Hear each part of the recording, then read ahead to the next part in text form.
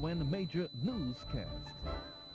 Good evening. I am Danielle Moore in with your VON Major News package for today, Wednesday, June 26th, 2019. In our lead stories, nationally, 23rd Annual Music Festival to kick off on St. Kitts, and Taiwan's president to visit Nevis for groundbreaking of Pinney's Park project. Regionally, head of Guyana elections body resigns after CCJ rules process in his appointment was flawed. Internationally, U.S. Senate blocks $4.5 billion border aid bill. And in sports, Pakistan beats New Zealand to keep World Cup semifinals hopes alive. We'll have the details to these and other stories after this message.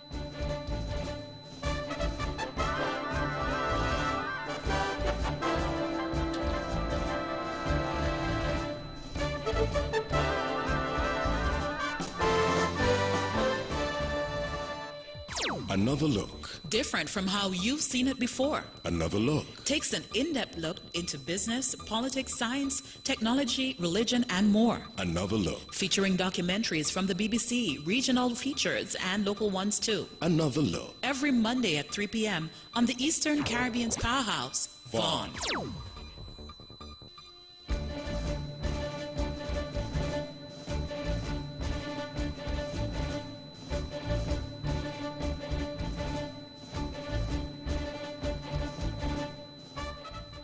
Welcome back, and now for the national news. The 23rd Annual St. Kitts Music Festival officially gets underway in Sugar City, St. Kitts at the Kim Collins Stadium. The festival, which started in 1996, has become over the years one of the most varied and attractive musical events in the Caribbean. The festival offers a rich variety of cultural and musical genres, including R&B, gospel, zouk, cadence, reggae, blues, dancehall, merengue, soul, and jazz. The 5 days of the festival officially begins today, Wednesday, 26th June, with a welcome reception at Christophe Harbor and Escape Fete at Salt Pelage.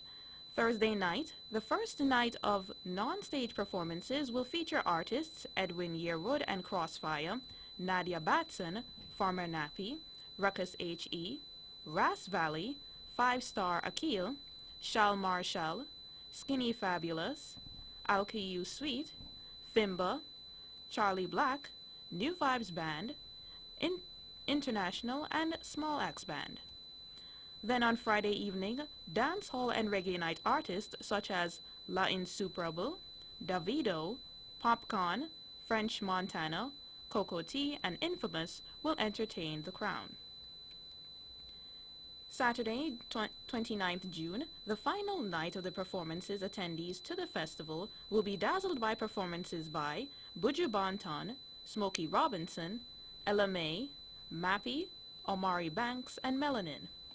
The festivities will conclude on Sunday, June 30th with White Sands, The Orient at Carambola. The groundbreaking of the proposed Pinney's Recreational Park is scheduled to take place on July 14, 2019. The groundbreaking will be done by the Taiwanese President, Her Excellency Tsai Ing-wen. The announcement was made by Premier of Nevis, the Honorable Mark Brantley, on Tuesday, June 25, 2019, during his monthly press conference. It will be the first time that the President of Taiwan, any president, has set foot on Nevis soil. And I believe that that is significant for us because we've had, I think, 5 presidents who have visited before from Taiwan. None have crossed the Narrows. This is the first time that a president from Taiwan will touch Nevisian soil. And she's coming to break the ground, right there finished for this park. The multi-million-dollar project, which will provide green space on the outskirts of Charlestown, is funded by the Republic of China, Taiwan, in collaboration with the Nevis Island Administration. The cost of the park is some US $3 million, of which the administration has committed some $370,000 of the amount. Premier Brantley, who is also Foreign Affairs Minister in the federal government, thanked the Ministry of Tourism and the Republic of China Taiwan for their efforts and work in getting the park thus far. Ladies and gentlemen, just to continue to move forward in the interest of time, we have a few updates from our Minister of Tourism. We are having a very special event that has been slated for the 14th of July, and that is the groundbreaking ceremony for the recreational park at Pinnis. This is a project that has been long in the waiting. We have talked about it for a very long time, and it has had various starts and stops. I think now we are on a good trajectory. I want to commend our Permanent Secretary in the Ministry of Tourism, John Hanley, and the team for their ongoing work. I also want to pay homage and say thank you to the government and people of Taiwan. They have sent here an expert who is a resident on Nevis and who is leading that project, Mr. Vincent Lai, and he has really been doing an outstanding job. Premier of Nevis, the Honorable Mark Brantley. A revolving loan fund offering geared specifically to women and men under 35 years of age to provide seed capital for the small and micro business startups. This was one of the initiatives implemented by the Nevis Island administration to empower women and youth on the island.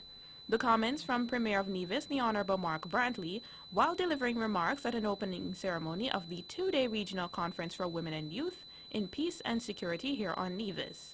Under the theme, Women and Youth in Peace and Security, the Regional Stakeholder Dialogue and Consensus Building Workshop is sponsored by the Commonwealth Secretariat, the Government of St. Kitts and Nevis, and hosted by the Ministry of Health and Gender Affairs in the Nevis Island Administration.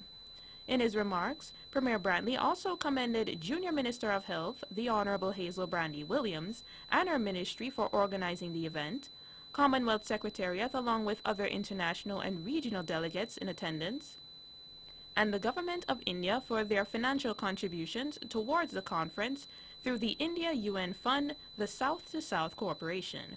Day one of the conference, being held at the Mount Nevis Hotel, was highlighted by a rally which was held in the vicinity of the old cinema at Low Street and ended at the Culture Village where a gospel concert was held. In other national news, I start by congratulating Nurse Gracelyn Hanley, who's a staff nurse at the Alexandria Hospital. She's completed now a 2-year nursing program in Taiwan, and she will have graduated on the 15th of June with a master's in international nursing from Taipei University of Nursing and Health Services. That was Minister of Health, the Honorable Mark Brantley, at his monthly press conference on June 25, 2019.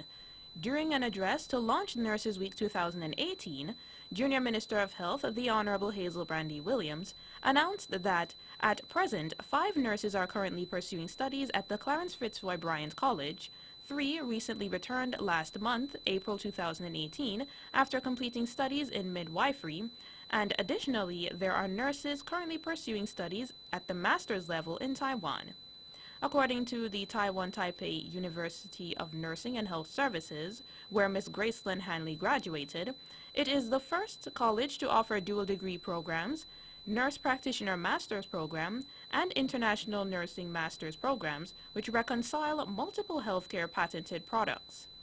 Ms. Gracelyn Hanley, in pursuit of her master's, is one of the many efforts nurses make to move the Federation to high-quality universal healthcare.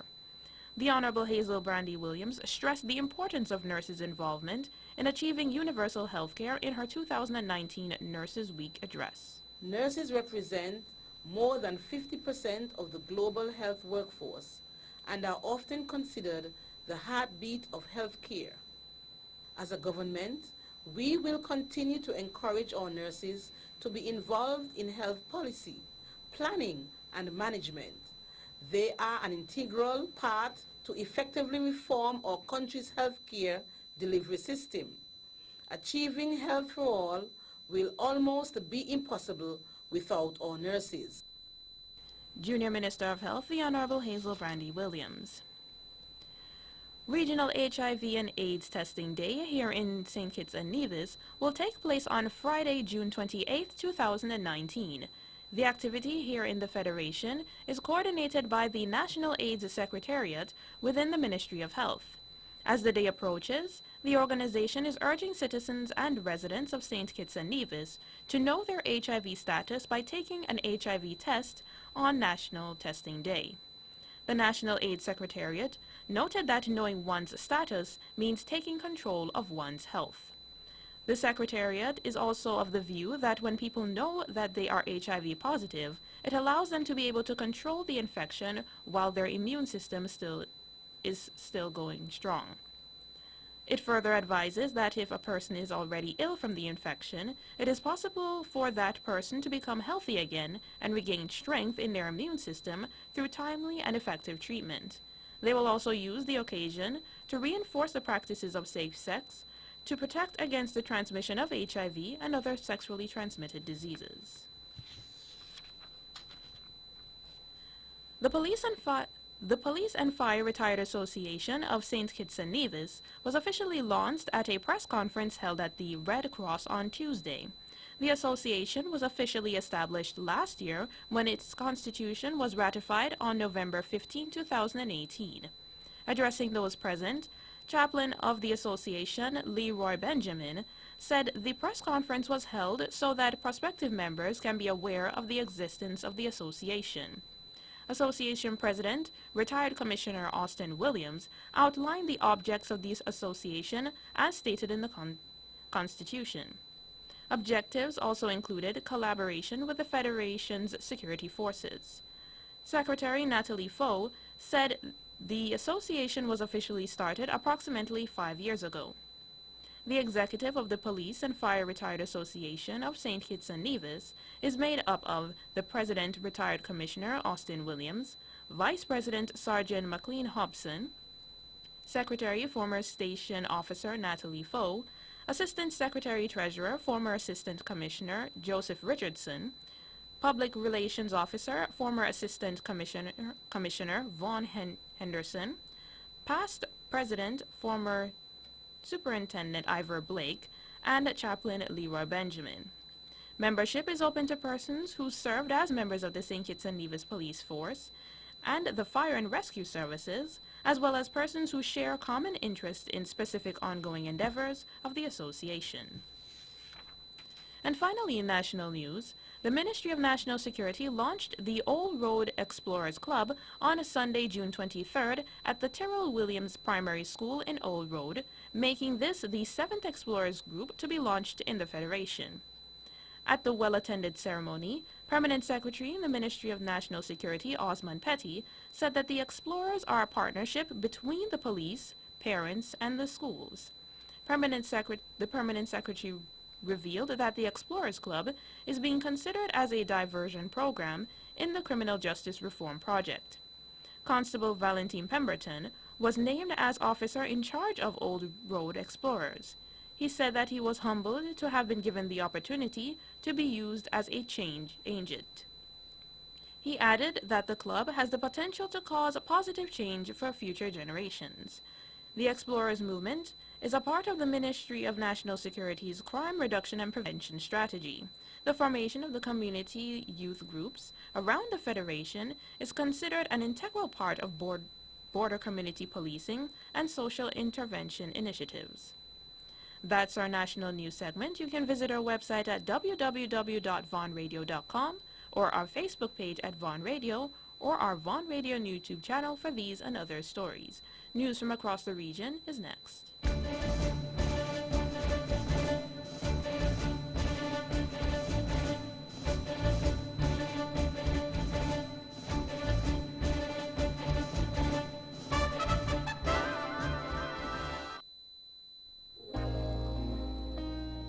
Ladies and gentlemen, this here's another one for the steppers. Swipe to win big in 2019.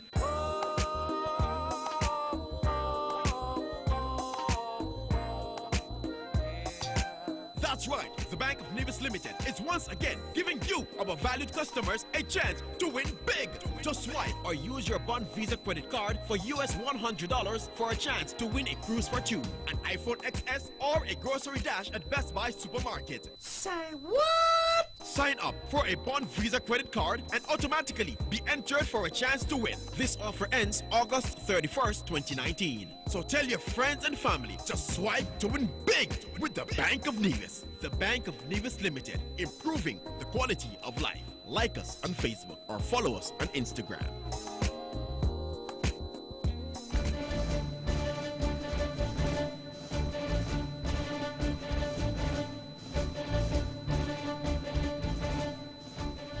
Welcome back, and now for the regional news. The chairman of the Guyana Elections Commission, retired Justice James Patterson, has resigned a week after the Caribbean Court of Justice, or CCJ, ruled that his appointment was unconstitutional. The government revealed in a statement yesterday that Patterson submitted his resignation on Monday, the same day as the CCJ met to determine the consequential orders to follow from its June 18 ruling. The statement indicated that the decision by the GCOM head to demit office after serving for 20 months was in keeping with the CCJ ruling in a case brought by Zulfikar Mustafa, who had challenged Patterson's appointment. In that judgment, which was handed down on the same day, the CCJ ruled that the no-confidence motion against the coalition government in December 2018 was validly passed.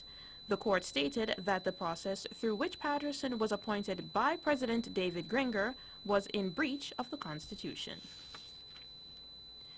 The United Nations Secretary Council has approved a resolution to create an integrated office in Haiti designed to support the country's government in strengthening political stability and good governance. The office, named BINUH, will replace the 15-year-long peacekeeping mission MINUJUSTH on October 16th. BINUH will be run by a special representative who will assist the government of Haiti with planning elections, training the Haitian National Police on human rights, responding to gang violence, ensuring compliance with international human rights obligation, improving prison oversight, and strengthening the justice sector. Speaking on the behalf of the United States, which drafted the resolution, Acting Ambassador Jonathan Cohen described the adoption of the resolution as a historic moment, but said that the U.S. was clear-eyed about the challenges that lie ahead and recognized that a successful transition in Haiti will depend on the government assuming the responsibility for the range of issues, including ensuring free and fair elections, a reduction in gang violence, and the protection of human rights. Out of Venezuela, the use of military force is still an option to end the political crisis in Venezuela if President Nicolas Maduro continues killing protesters, the opposition leader Juan Guaido says. The president of the National Assembly has said that another option would be a military transition as long as it leads to free elections. He who led a failed attempt to spark a military uprising against Mr. Maduro in April said there was still momentum for change in the country. The BBC's Will Grant gives us more in this report. I think the idea that he still has US backing is broadly true. Certainly, the Trump administration is made up of more than just President Trump, and there are both individuals and institutions within it who absolutely back the Guaido administration, if we can put it that way, and the attempt to force President Maduro from power. I mean, that's not in any doubt that they broadly share the same goals. But I think President Trump is rapidly losing interest, or certainly the interest that we saw a few months ago. Mr. Guaido has been recognized as interim leader by more than 50 nations, including the United States and most in Latin America, but Mr. Maduro retains the loyalty of most of the military and important allies such as China and Russia. And finally, in regional news, the Cayman Islands imported a record amount of goods, with the total value brought into the island increasing by 15.7% to reach the Cayman Islands 1,058.6 million, compared to the 914.8 million worth of imports in 2017.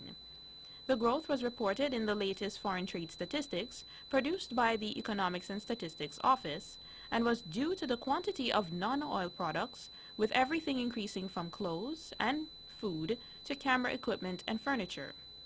The value of fuel imports rose by 21.5%, but this was largely down due to the increase in the price as the actual quantities fell slightly.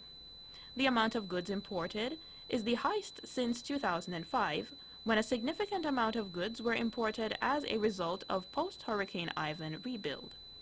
While there was an increase in the importation of fruit and vegetables as well as water, this healthy trend was countered by the importation of cigarettes, which grew by more than 50% at a value of over Cayman Islands dollars 5 million. Wine imports also grew by nearly 42%.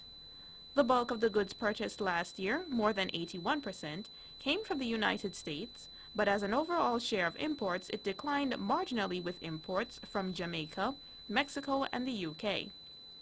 An increase in imports from Switzerland as a result of an increase in the number of washes retailers imported. That's it for regional news. Stay with us for news around the world.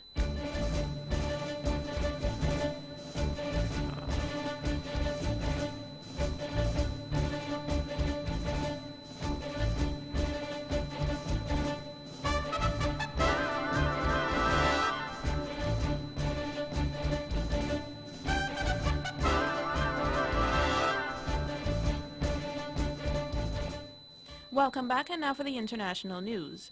El Salvador's government has warned people against risking their lives to reach the U.S. after a man and his baby daughter drowned in the Rio Grande. Photos of their bodies found face down in shallow water with the 23-month-old girl arms around her father's neck has sparked condemnation. It comes as the U.S. and Mexico implement tougher policies to stem the flow of undocumented migrants, mostly from Central America, traveling north. At least 6 have died in recent days. Many of the migrants say they are fleeing violence and poverty in Honduras, Guatemala, and El Salvador, and plan to seek asylum in the United States. The French President Emmanuel Macron has said he will not sign a final communiqué at this week's G20 summit unless it mentions the Paris Climate Change Agreement. Mr. Macron said that that was his one red line. Si on ne va pas plus loin sur notre ambition climatique, If we do not go further on our climate ambition, it means there's no point for the meeting. And we share this with Prime Minister Abe. We're committed to the G20, and so we will fight to have an ambitious text. President Trump announced that the U.S. was withdrawing from the Paris Agreement in 2017. The Republican-controlled Senate has rejected a bill designed to send aid to the U.S. border a day after the world reacted with shock over an image of a drowned migrant family. Republican Mitch McConnell called the Democratic-led House of Representatives bill a go-nowhere proposal. The Senate will vote on its own version of a humanitarian aid measure next. Reports of migrant deaths and neglect child detainees have shaped the debate. Mr. McConnell had called House Democrats consistently uncooperative and uninterested in anything except political posturing after the lower chamber approved its own $4.5 billion border bill aid on Tuesday. A boat carrying migrants rescued in the Mediterranean has reached the Italian island of Lampedusa, despite Italy's warning that it should stay out of its territorial waters. The BBC's Danny Eberhard reports. The Sea-Watch 3 is the last charity vessel to be operating in the central Mediterranean. It rescued more than 50 mainly sub-Saharan migrants 2 weeks ago off the coast of Libya. Some were evacuated for medical reasons, but 42 remain on board. The ship's captain says she's aware of the risks, but was forced to head to Lampedusa as the migrants were exhausted.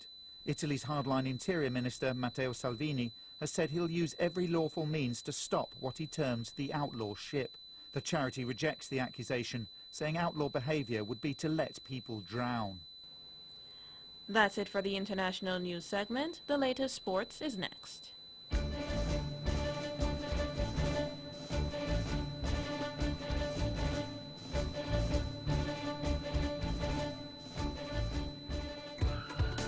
This weekend, clear your schedule, change your plans, do what you must, because you can't miss this. It's the Tennessee Automotive Two-Day Blowout Sale. Save 25% off spares and accessories. Save, save, save. All roads lead to the Tennessee Automotive Divisions this Friday and Saturday. Terms and conditions apply.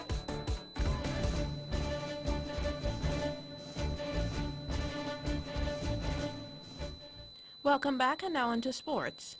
Pakistan kept their hopes of a World Cup semi-final place alive as they moved within a point of England with a 6-wicket victory over New Zealand. Abar Azam's 101 saw Pakistan home in front of a partisan crowd at Edgbaston after Shaheen Afridi had ripped through the New Zealand's top order. Jemmy Nisham's unbeaten 97 had given New Zealand a chance on a slow pitch, but Pakistan's win with 5 balls to spare leaves hosts and pre-tournament favourites England in more danger. The summarised score: New Zealand 237 for 6 with 50 overs, Pakistan 241 for 4 with 49.1 overs. Pakistan won by 6 wickets. In local cricket, the cricket tournament hosted by the Nevis Cricket Association and sponsored by Nagico continued on Sunday, 23rd June at the E.T. Willett Park. The Eagles batted first and scored 146 in 25.2 overs. Captain Adelvin Phillip was remarkable with 75 from the bat. Jamie Cornelius and Siobhan Jeffers knocked off the total in 13 overs with the loss of just 1 wicket. The summarized scores: Eagles 146 all out in 25.2 overs, Hawks 151 for 1 in 13.1 overs. Hawks won by 9 wickets. That's it for these sports. The latest weather report is up next.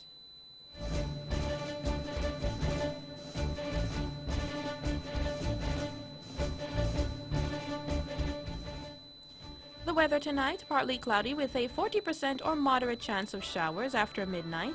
The weather tomorrow: partly sunny with a 40% or moderate chance of showers. Winds east at 22 to 33 kilometers per hour or 12 to 18 knots with strong gusts at times. Seas 1 to 2 meters or 3 to 6 feet. Sunrise tomorrow 5:39 a.m. Sunset tomorrow 8:46 p.m. And that's how we wrap up the major news package for today. Wednesday, June 26, 2019. Before we go, let's take a look at the headlines once again. Nationally, the 23rd Annual Music Festival to kick off on St. Kitts, and Taiwan's president to visit Nevis for groundbreaking of Pinny's Park project. Regionally, head of Guyana elections body resigns after CCJ rules process in his appointment was flawed. Internationally, U.S. Senate blocks $4.5 billion border aid bill. And in sports, Pakistan beat New Zealand to keep World Cup semi-finals hopes alive. On behalf of the rest of the news team, I